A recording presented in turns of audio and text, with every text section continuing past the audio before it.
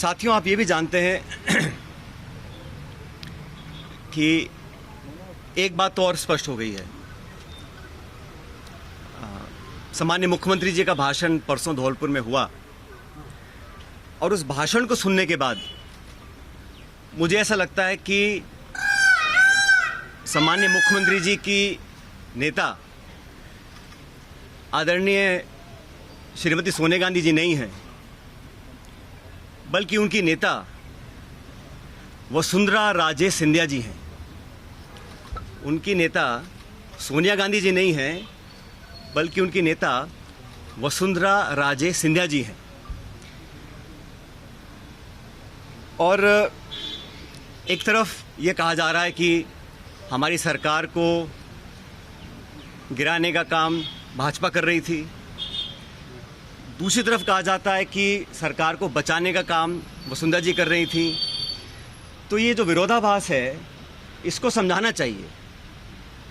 आप कहना क्या चाह रहे हैं, ये स्पष्ट कर देना चाहिए। आप सबको मालूम है, सरकार बनने के बाद मैं प्रदेश का उप मुख्यमंत्री था, प्रदेश अध्यक्ष था, और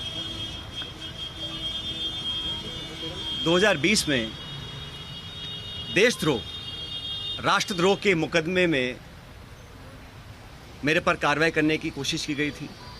अनेक ऐसे प्रकरण हुए और हम सब लोग, और मैं स्पष्ट करना चाहता हूं कि मैं और हमारे कुछ साथी सरकार में नेतृत्व परिवर्तन चाहते थे। अपनी बात को लेकर हम दिल्ली भी गए और अपनी बातों को रखा। उसके बाद अखिल भारतीय कांग्रेस कमेटी ने लगातार चर्चाएं हुई और आज वो दुनिया में नहीं है, स्वर्गीय अहमद पटेल साहब, लेकिन उनके माध्यम से सब नेताओं से मुलाकात हुई और एक कमेटी का गठन हुआ, एआईसीसी ने किया। उसमें माखन साहब, वेणुगोपाल जी और अहमद पटेल जी सदस्य थे और उस कमेटी का एक काम था। और कमेटी जब गठन हुआ, उस समय हम सब की बात सुनकर हमारी बातों को एक्सेप्ट किया गया और एक रोड मैप तैयार किया गया। बहुत सारी बातें उसमें थी, मैं उसका उल्लेख नहीं करूँगा, लेकिन कमेटी का गठन हुआ और उसके बाद से हम सब ने, चाहे वो राज्यसभा के चुनाव हों, चाहे विधानसभा में मतदान हो, पार्टी का प्रचार हो, कांग्रेस को मजबूत और ताकतवर बनाने के लिए हम सभी साथियों ने जी जान से कोशिश की और मेहनत की। और 2.5 साल का जो कार्यकाल निकला वो इस बात का प्रतीक है। अनुशासन तोड़ने का काम कभी भी किसी ने नहीं किया।